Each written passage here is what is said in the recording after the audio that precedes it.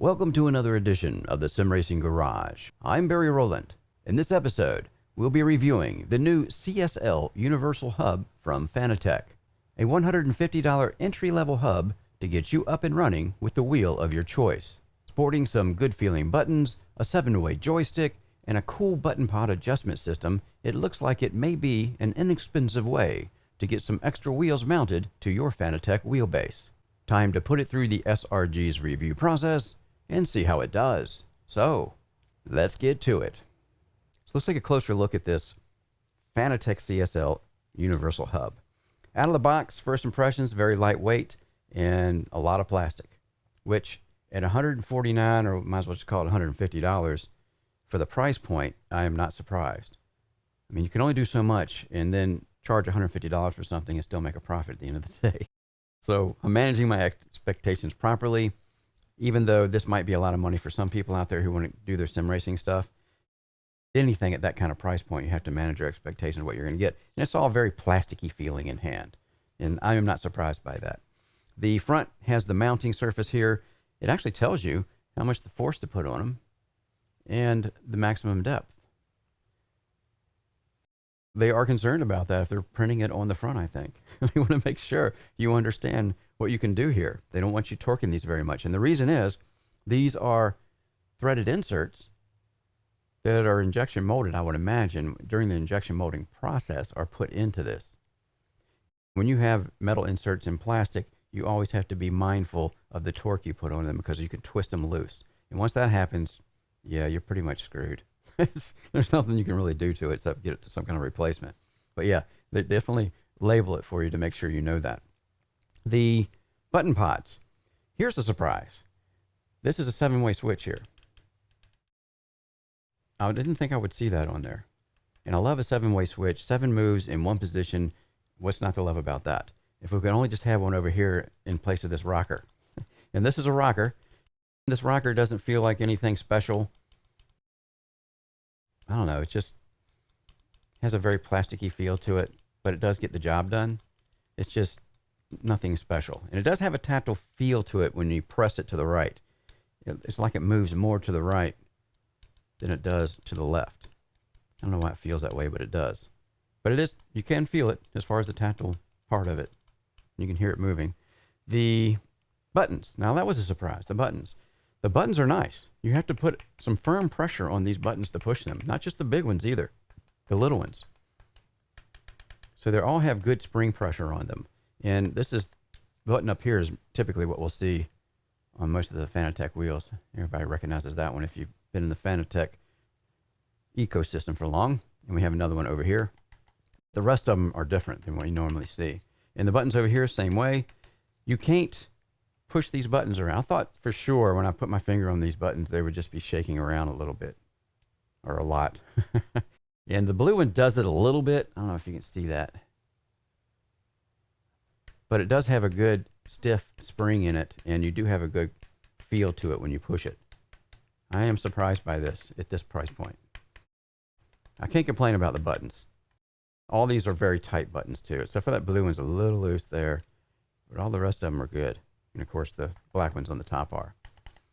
So well done there, I think. And of course we have our little menu button down there to get into our menu. Let's see, the switches, this only thing left is these momentary switches, up and down. And these also feel a little bit, I don't know, what's the best word for this? Just a little mushy. They do click, but it's very mushy around in it. And it's not a smooth mushy either. But they do get the job done. What I do like about them is they have these rubber coatings on the whole thing. See that rubber coating there? So it's like a rubber boot around that too, I imagine. It's all rubbery. So it's easy to not miss it if you need to use it. Now, of course, whether it functions well is another thing as far as when we're in the cockpit and we're using it and using these switches around. Yeah. But they seem to work fine. They just don't have a real reassuring feel, I guess is what I'm looking for. But they get the job done. And again, these are meeting my expectations. Another thing that meets my expectation is the shifter. The shifters on this are probably, yeah. You know, these are not very good feeling shifters. They feel mushy and they feel flexy at the same time. They do have a good spring tension to them, though. It is a heavy spring tension when you pull them. But yeah, it's like you can hear it click, but you're just really feeling the stop when you pull it. There's a little bit of a tactile feel there, but it just feels mushy in general. And the flex in it, yeah, I think it's pretty obvious. Again, I was fully expecting this as soon as I pulled it out of the, I don't know how well you guys will see this in the light. But you can see if you pull it out of the bottom, look at the flex in that thing. And it's probably going to be more noticeable once we have a steering wheel attached. Yeah, same thing. See, I made the shift, but see how floppy that is? And they're both doing the same thing, so it's not like one's worse than the other or anything. It's just a design feature, if you will.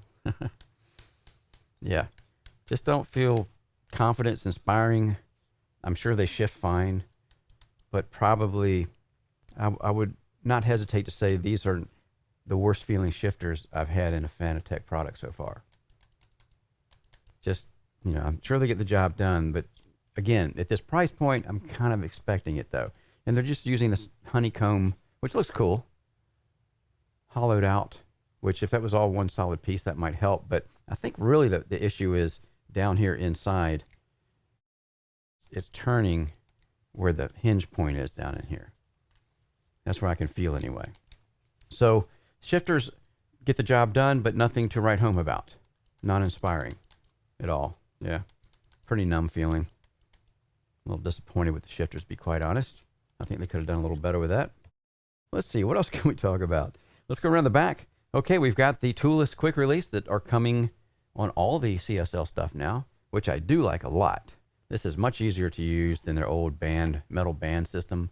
Yeah, just a treat comparing between that system and this system. And it is a tougher plastic. It's that fiber reinforced plastic formula that Fanatec uses on a lot of their stuff, which is pretty tough stuff. I've never actually broken any of this or cracked any of this stuff. So I put some pressure on a few of them. But yeah, so far so good. Now on the back we have some, you can see it, we have the bolts holding on our quick release obviously, and we also have these screws up here. And this is to expand the button pods. Very easy to do. We take your, now they do give you a tool for this, but I'm not going to use them. They give you this piece here. It's a 8mm wrench. It's a little sharp on the sides here on the back part. The funny thing is on the front, they've rounded it off, beveled it off. But as they rounded that off, you can still feel a little bit, it's not going to cut you or anything, I don't suppose, but it's not real. It's kind of sharp.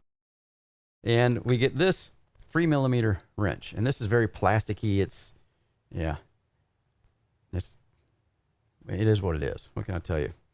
So I'm not going to use that. I want something a little bit better, and I have the tools to do that. But not that they're not usable. You can use them. Now what I'm going to do is show you how to expand this. And there's three things to do. Well, 3 screws on the top. We have to loosen these 3 guys, and then we have to loosen the bottom 2 on the quick release. So I have to loosen those apparently. So I'll do the top first. It's just a quick turn. You don't have to screw it all the way out. You're just taking the pressure off of it. That's all you're doing. And the same thing with the nuts down here. And I'm going to use my little ratchet wrench here to make this happen quick. Oop, go the wrong way. And you don't have to loosen them much. You just got to get them loose to make this mechanism slide out. And there it goes, I believe. There it is. There. So this slides out. And they have a cool mechanism in here that makes this happen when you slide it out. It's on a rack system in here. Oh, well, you can see this one. See the gears there? And there is a gear inside of there. I don't know how I'm going to show you this. It's really hard to see even when I'm looking for it myself. But on this screw right here, there is a pinion type of gear in there. And maybe you can see it down in there if you're looking down in this part. It's very sliding around pretty easy. You don't have to loosen it very much. You might be able to see that gear moving in there. I don't know. But it's right on that screw. When you have it extended like this, and I'm going to tighten it back down because it would not be fair to test it unless it was tighter. And how you would tighten it down when you had it on a steering wheel. And of course we would do this because of the bigger steering wheel. We would want these button pods out where we could reach them. And I'll go back and tighten up these guys too. And again, you don't have to tighten the heck out of these guys. These are nylock type of lock nuts on here. So they have that nylon in them. So you just want to snug them up. Don't over tighten them. You snap one of these and you're going to be a world of hurt. I mean, you could probably still use it, but why do it if you don't have to? All right, so that's pretty tight. But, yeah, as we do that, and I can see this already. As we do this, remember, this is just plastic everywhere we look here. So as we're moving these button pods out from the center of the hub, they're going to become more flexible because they don't have the support anymore. See, when you pull them in, they have the support of the hub into this square, this little angle piece here. See, it matches the angle piece on the hub on both sides. So when we push them together, they have more support when you're using them. But when they're hanging out here in the breeze, and all we have is this plastic piece here. Now it is all one piece of plastic, but if you look in the back, there's another piece inserted in between it. So it's not solid, but there's a screw in there on each side holding it in there. And of course, this back piece is part of the back piece here. And we'll see how all that works once we get to our look inside segment. But yeah, this is going to be a little bit more flexy, I think. And we're going to put them on the wheel. I'm going to put this on the two different wheels, and then we'll take a look at how it behaves on each different steering wheel. Other than that, this is about as good as I can do on the closer look until we might be able to see more on the mechanism once we do the look inside segment. Now we're going to mount a steering wheel to the universal hub, and I'm going to use this wheel here. Fanatec calls this the Club Sport Steering Wheel Flat 2, and it has a synthetic suede on it. Obviously, it's a very contrasty piece with this polished aluminum front and the red simulated suede, some white stitching on there. It's a $130 wheel. So it actually feels pretty good.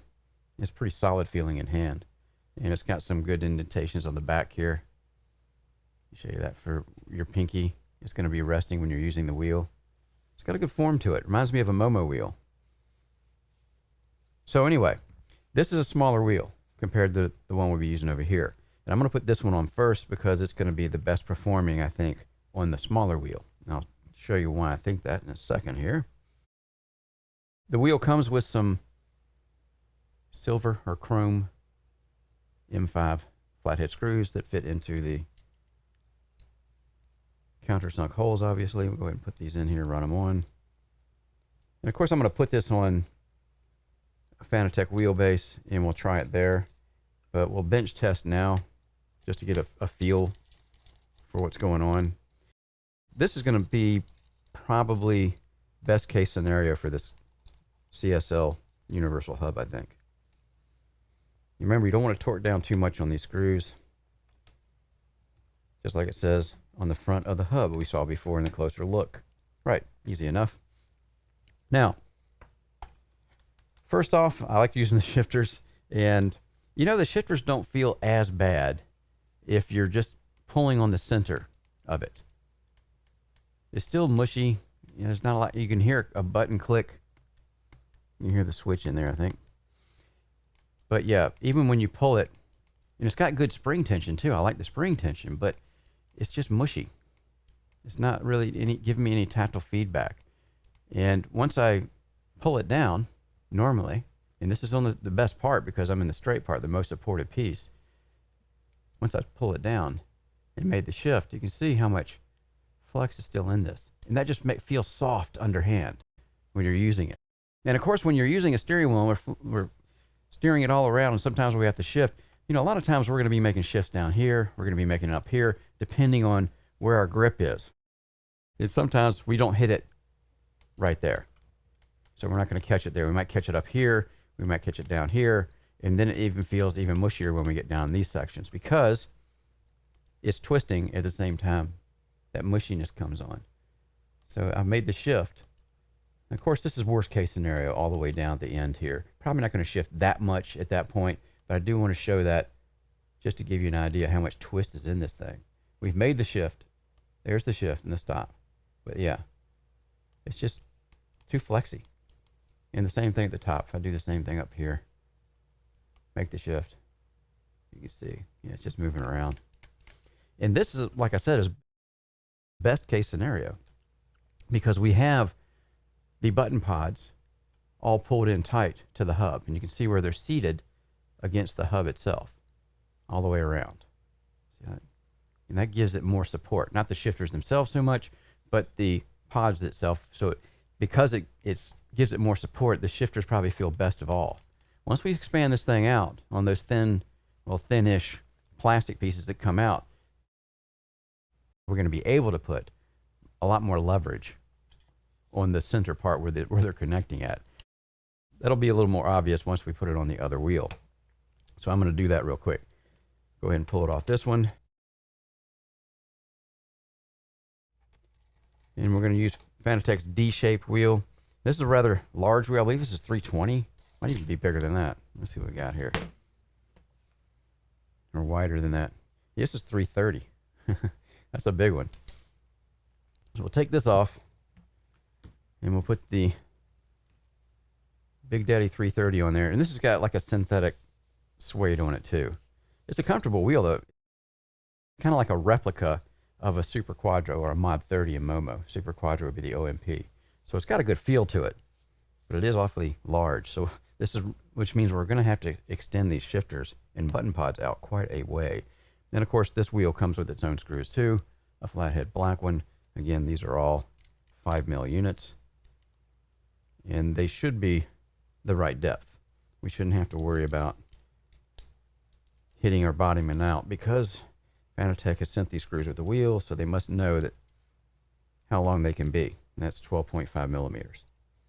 So let's go ahead and run these in and see what we get.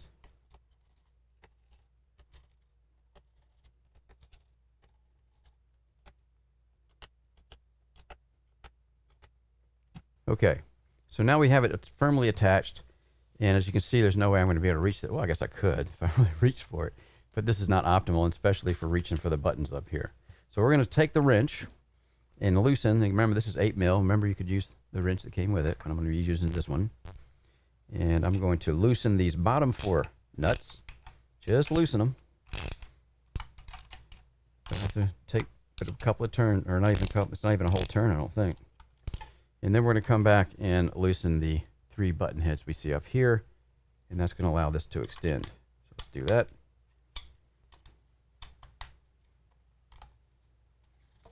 Hopefully that works. There we go. Got that cool mechanism. I do like what they did there, though. I got to admit. Yeah, that looks pretty cool.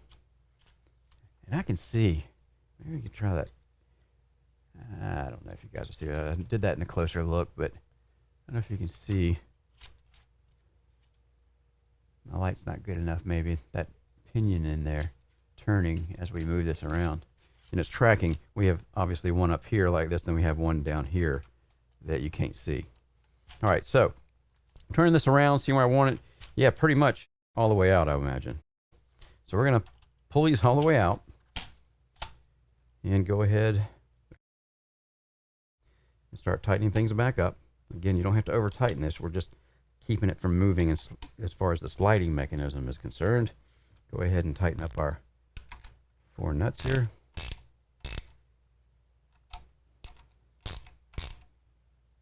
Don't have to tighten them up a lot, but you do want to make sure they're tight. In fact, I'm going to see if these are tight too, like they should. Yeah, those are tight. You can turn them a little bit, but yeah, just want to make sure everything's nice and secure. All right, so yeah, that's what I thought. Although, yeah, it's just when you extend this, like I said before, once we extend this out, we can put a lot more pressure on the points in here, or it's going to flex more, in other words, because the same amount of pressure here is going to be multiplied here because our lever has gotten longer as far as the point with actually tilting on. And the results of that is when you pull the shifters in, you can see, I believe you can see that. The whole pod is moving and flexing. You can see I don't know how well it's going to show up at this angle, but see how the buttons come into view there? Now, I'm not putting a heck of a lot. If I really squeeze it, I could make it almost touch the steering wheel. So, yeah, and of course it's the same thing over here. Same thing. So now the shifters feel even a bit more mushy. And if we pull down here and put some leverage on it, it's doing the same thing. It's definitely not going to get. In fact, the pod's kind of touching my thumb when it moves. The whole pod's moving now, especially down here on the lower part. If you catch it down there, if you catch it in the middle, not so much. The whole thing's moving, and of course, it just creates damping and a mushy feeling to what the shifters are doing. Yeah, it's just twisting a lot here. You see that side there? I just do it with one finger. I'm not really putting a lot of pressure on. If I was doing a regular shift, that's probably the pressure I'd be putting on it. Right there. So, again, the design is sound as far as the way this works, as far as expanding, but they need something beefier in these points in here to be able to support the extra leverage that we're going to have against those points once we slide it out. And of course, the shifters are just, they are what they are. I've already talked in a closer look. Yeah, these are the lowest rating I would give on all the Fanatec shifters I've ever tried over the years. These are probably the lowest of the ones, I would say. They're just don't have much tactile feedback, just mushy. Again, you know, it depends on your point of view here. $150. Am I surprised? Not really. But once you really expand this, it's going to make you start getting even more of it. And it's hard to convey on video how much this is moving. I mean, this one over here seems to be moving more. I'm trying to figure out why. I mean, it's tight. It's just the geometry or way this is working, I think. Oh, I know what it is. See, when this spreads apart, this piece here is on this piece, right? This piece doesn't have that, right? So it's only on this piece. When we pull on this piece, we have this as a reinforcement. But when we close it together, that doesn't happen, because when they close together, obviously it all fits in together, and that this end piece here sits in this piece right there. See that, where it's kind of notched out and square right there? So it all slides together and grabs each other. So when this is going to be the side with the most motion, because it has not the same support. Yeah, you can tell it right away that this is doubled up over here, but now we just have this single piece coming out. And yeah, I thought it was moving more. I was looking at it going, man, this feels, so now it's almost not really balanced anymore as far as the flex goes. We're getting more over here. Okay, but then again, like I said before, it depends on your perspective. Now, of course, the litmus test is getting this on a wheelbase and start driving it, and then we can have a better idea. Button location is good as far as that's concerned. They got that right. It's easy enough to get up here and grab your 7-way or your other button. Of course, it was real easy with that wheel over there, that 2, what they call a flat 2. But yeah, again, I can't complain about these buttons. They feel pretty darn good, and the 7-way feels good too. A little bit plasticky, but overall, yeah. And the detents aren't as precise as I would like them to be. But yeah, I think for the price point, that's meeting expectations. And these things they'll do the job, but they don't feel like much. Feel a little, yeah, a little lightweight for the task. Okay, so we put it on this wheel, we put it on this wheel, took some observations on the results of that, having this expanded and not expanded on the other wheel. Of course, it's going to be better on that one as far as the flex goes. So now all we do is put it on the wheelbase and do some actual real-life testing with the big wheel. Then I'll change it back over to the red wheel and see what I feel as far as the differences go in the actual performance of what's happening here. Now it's time for our look inside segment for the CSL Universal Hub. I'm going to show you the hub first, the main unit here. Now, I didn't take this all the way apart. There is a seam here running all the way around it, going up here where the USB connector is and all the way around. But to take that apart, I would have had to do a lot of work. I had to put some heat on this, because I'm pretty sure they glue this down as they pull these bolts through. I mean, it makes sense, right?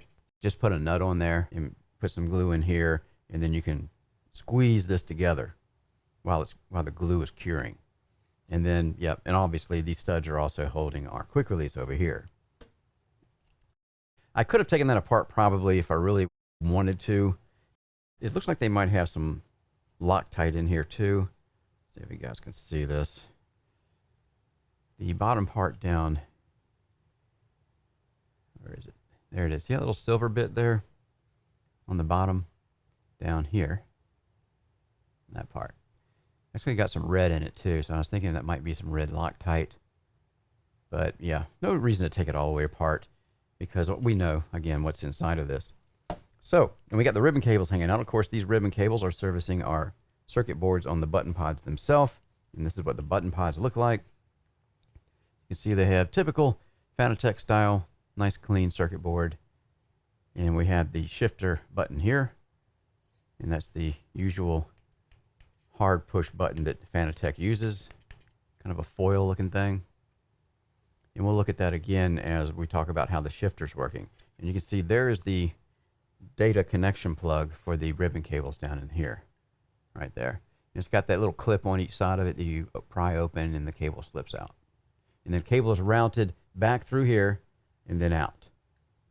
And it goes internally, obviously. We can take a look at this one. They're basically the same thing, as you might imagine. But they're shaped a little bit differently, but not a lot. Now, another thing I like to show you on these is this plastic piece here. See a little knob there, or nub sticking up? That's what catches inside of this hub and acts as a stop. So I'm going to go ahead and see if I can put this in here without messing up my cable here. Try to show you how that's working. When it's in here properly,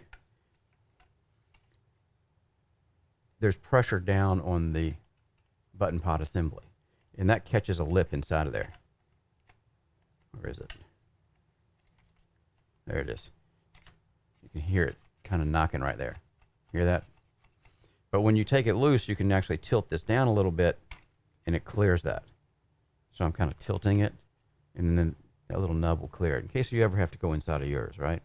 You know the trick, because it can be frustrating trying to figure out how that's working. All right, we talked about the button pods. Now, on the shifters, let's talk about those shifters again. Let's see, there they are. Well, before we do that, I got this set up already, so let me go ahead and pull these apart. I'll show you how the ratchet system is working on this, or the gear, the way it slides open. And it's really cool the way that thing slides open and shuts. I mean, it's pretty slick when you're using it, but it just needs some reinforcement, I think. But anyway, here's the internal look of that mechanism. There's the top teeth. And of course, we're going to have a set of teeth on the bottom right here. And of course, you can see our gears just kind of laying there right now. It's just in the screw, the center screw holds that pinion gear. You guys get a look at that. Just a piece of plastic gear, nothing special. And of course, the bottom gears. And this will sit in there like this. And I'm going to start with it all the way closed. If I can do this without dropping everything everywhere. Let's get these guys turned in the right direction. And then I'm just going to go all the way in. Now, remember the end of this piece of plastic here? It fits into the stop over here in this, on this piece. All right, so this is the thinnest piece when it's hanging out because it's the left side. I'm just going to go all the way into where that is. See the stop, how these fit in there? And then just kind of set it down. Now we should have a working, if I can keep them together, a working sliding mechanism. And then you'll be able to see the way the pinion's working in there. I hope you'll be able to see it anyway. So I'm going to go ahead and slide these out together. There we go. Just like that. Pretty slick. So that's how that's working. That's part of the problem as far as the materials is causing the issue. See how this plastic is very flexible? There's not much to this. And again, at this price point, I wouldn't think you would have that much to it. And this is a little bit stronger, obviously, because it's not hanging out like that one is. It's got an end on it. So this is going to be stronger. And of course, it reinforces the button pod, or rather the universal hub when we have the button pods together better, because it also fits in the same slot that's over here on the, let's see where to go. Yeah. So it's fitting in there. So that strengthens everything. But when we stretch that puppy way out here, you can see why we have this flex, can't you? I mean, this piece here is resting on this piece. And yeah, this is pretty flexible. Now, if they had made this out of aluminum, both of these sides, and down here, these pieces of aluminum, I guarantee you would have a whole different result if you did that. But yeah, again, at the price point, this is probably not feasible, I would imagine. And now we'll talk about the shifters. And the shifters are just, you can see there's a spring in here. I could have taken those off, but there's really nothing but a spring and a hinge in there. I'll show you the spring. See it down there shining in the light? So that's the spring. And they have one on both sides. They got one down there. Let's see where they have them at. No, that's just one big one. Okay. I thought it was two. But it's just one big one that goes all the way around, right around this. So, and it's just a plastic hinge in there. And really shifting it like this, it's really like just dead. There's not anything going on. It's just mush. And you can see why it's twisty. You know, this plastic it is what it is. You know, it's just all plasticky. So now we're going to talk about how the shifter's working. And another reason why it's so soft and kind of dead feeling is this piece here is the shift switch actuator. And that fits inside of our shifter like this. Oops, there it is. And as we shift, you can see that raises up and causes the shift. And that, of course, presses against our button piece in there. And that's where we hear that clicking part. So another reason why it's mushy is where this rests. And they have to do this, obviously, because this is thin aluminum piece on top of this, little sheet of aluminum on top of this button. Yeah, you got to be careful with that. You don't want to put dents in it. So what they've done is they've taken and put a very soft rubber tip on this. I can actually depress it. I don't know how well you're going to see it, trying to show it sideways. But yeah, I can really squish that down easy. But again, it's something that needs to be in there so it doesn't abuse that little sheet of aluminum there, or steel, whatever it is. I imagine it'd be aluminum, so that it doesn't hurt it too much as we're using it over and over and over again. So that looks like the end of the look inside. And yeah, I just had to take this thing apart because I wanted to see how this part was working, and I wanted to see where maybe some improvements could be made. And I think it's pretty obvious, these pieces here where the main fault lies, you know, being all this thin plastic, and then this having to be open here like a fork. Yeah, that really messes it up because it's just real twisty either way. Whereas this one is not. But it is still twisty a little bit. You can still see it twisting, see? Okay, so I think that'll do it for the look inside for the CSL Universal Hub.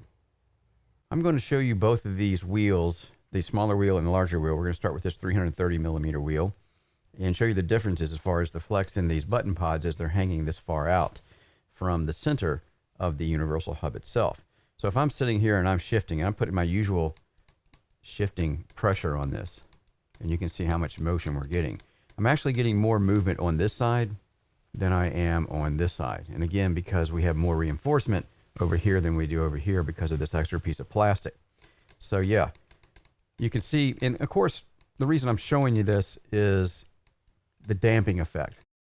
Could be crisper feeling if it didn't have the flex in it like that. Now, when I'm pressing the buttons, the same things happen, right?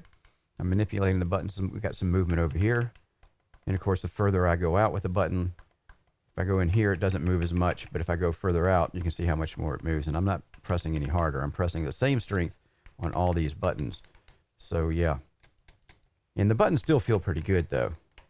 But yeah, the shifters are, yeah, disappointing. So what we'll do next is go ahead, and first I'm going to also do flex on the hub itself and just do a little twisting here with the wheel so you can see what's going on there. I think we have a pretty tight connection as far as this tool is quick release. That's doing a really good job, I think, for plastic. And you can see there's where the movement really is here is in the hub piece where it's connecting in here.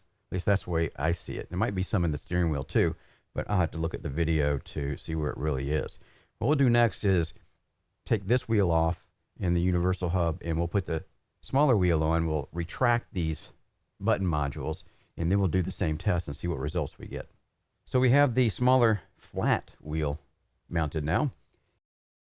As you might guess, it's a much better experience with the button pods all the way retracted up against the plastic hub part now. So now we have this part of the button pod supported because they're pulled down onto the angles here that we have around our hub.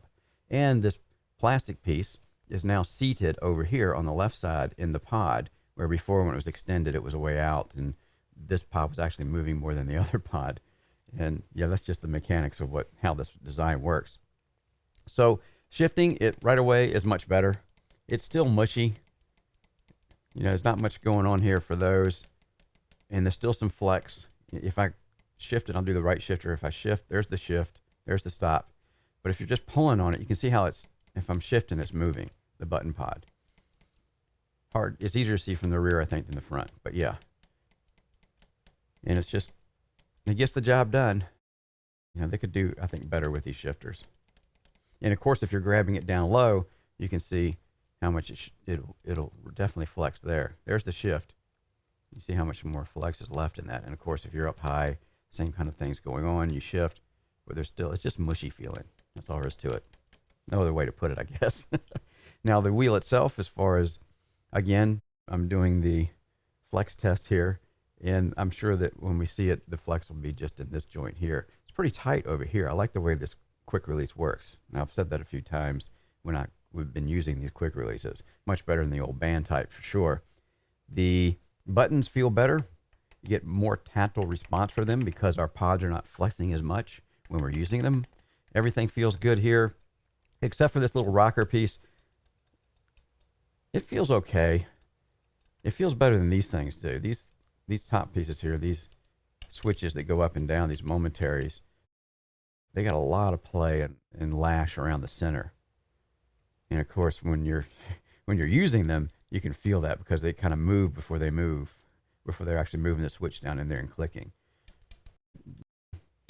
But I do like the rubber pieces on them.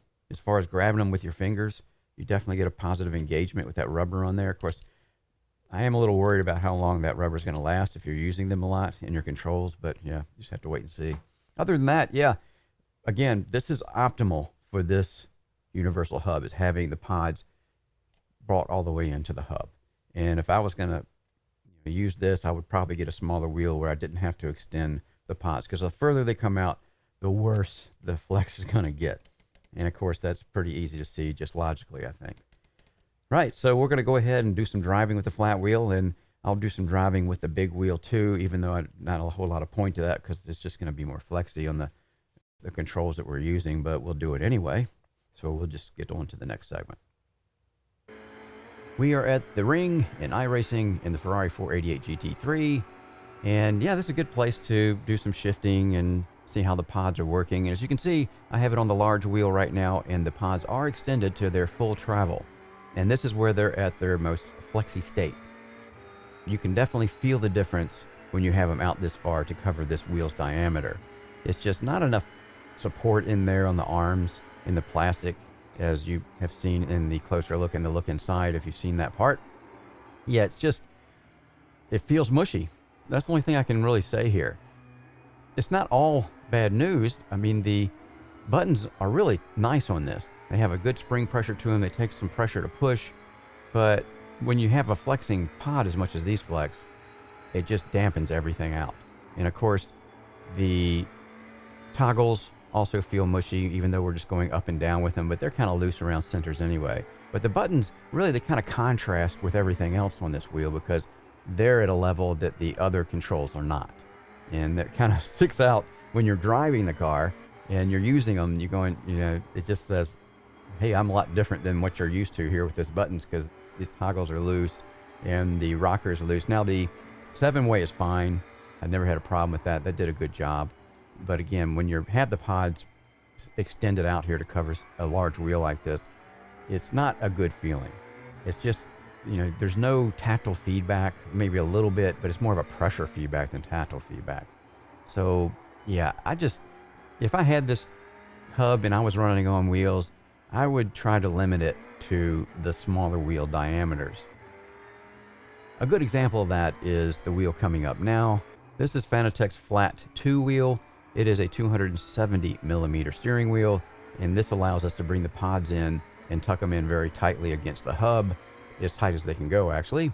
And they're fully retracted now, and everything's tightened down. So this does give you a marked improvement in overall performance of the shifters, the button pods in general, as you might imagine. It's much tighter now, even though there is still some flex in the button pods themselves a little bit. And if you watched the flex part, you saw that. Not much, though. I don't think you really noticed that. But the bad news here is, even in this position, the shifters feel very numb or dull. They don't have any tactile feel to them to me.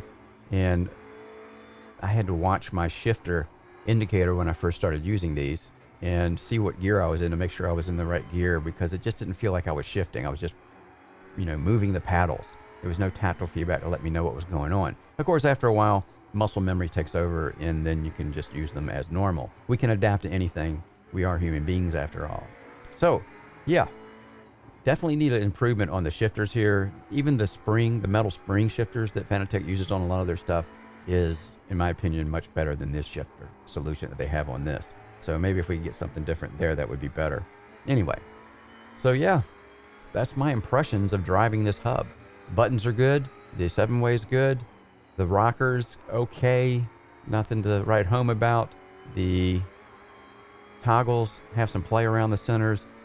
But, overall, $150 unit here. We have to manage our expectations properly, I think. Final thoughts on the CSL Universal Hub from Fanatec. I was taken by surprise by this new entry into the Fanatec lineup. They already have a pretty good Universal Hub unit in the Club Sport Universal Hub, although it is priced at $350, which is $200 higher than the CSL's $150 price. So, what do you get for $200 less? First impression out of the box, it is a big piece of plastic. It is sporting the new toolless quick release hub, and I've reviewed that before and still think it's a much better system than the old metal band solution used before on the Elite line of wheels. Around the front, we find a plastic plate with metal threaded inserts for attaching wheels. There is a standard 70mm PDC bolt pattern and a 50.8 bolt pattern. I was able to try both positions with the two wheels that Fanatec sent me with the CSL Universal Hub. The button pods have buttons on both sides that have very good feel to them. Nice spring pressure to actuate them and no wobble on the button tops that I could see in a lot of buttons that I've reviewed in the past. There is a 7-way joystick on the right side button pod that feels pretty good. A little wobble in it, but not enough for concern from me. It operated quite well.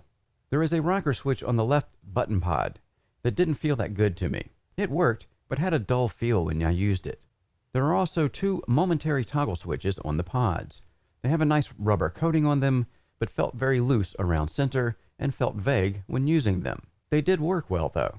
The button pods have the ability to move out from the center hub to accommodate both small and large diameter wheels. This is a pretty slick system that is easy to use. However, when I adjusted the pods to accommodate the 330mm Fanatec wheel, there was a lot of flex in the pods when using the buttons or shifters. This caused the buttons and shifters to feel a bit mushy when used. The reason this happens is there's not enough support in the plastic arms that make up the sliding mechanism. The left side pod flexes a bit more than the right side when fully deployed. This because it has less support than the right side assembly. There is a major damping effect in this position, and the already mushy feeling shifter paddles actually feel even worse. Speaking of which, these are probably the worst feeling shifters I've ever felt from Fanatec. They had a lot of flex in them, unless you hit them in the very middle position when shifting. When I first started using them, I had to constantly look at my car's gear indicator to make sure I had made the shift. They were that dull feeling. I was okay once muscle memory set in, but it was just a very disappointing experience for me overall. The good news is that when using the hub with the small diameter wheel, a lot of the button pod flex went away. This made the buttons and shifters feel much better in use. Still, the shifters need more help than that to get them through the level of the metal spring units used in a lot of Fanatec gear. I know I have to maintain the proper expectation levels at the $150 price point, but there is certainly room for improvement on this CSL Universal Hub. I'm Barry Rowland. Thanks again for watching the Sim Racing Garage channel. Don't forget to hit the subscribe button. And if you would like to help support what I do here at the SRG, visit my website at simracinggarage.com.